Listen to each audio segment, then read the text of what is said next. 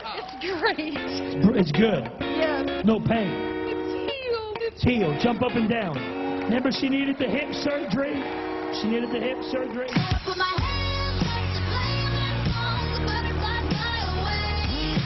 Nodding my head like yeah, moving my hips like yeah. Put my hands up to play my song, you know I'm gonna be. Oh, the music makes it. Who knew that shouting BAM would cure degenerative hip disease? And all those people who got surgery must really feel stupid.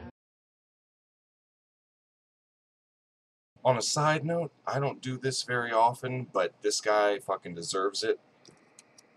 If you haven't checked out Cult of Dusty, he's got one of the best YouTube channels out there, and he deserves a lot more attention. So if you're subscribed to me, you enjoy my type of shit, you're definitely going to enjoy his channel, his videos.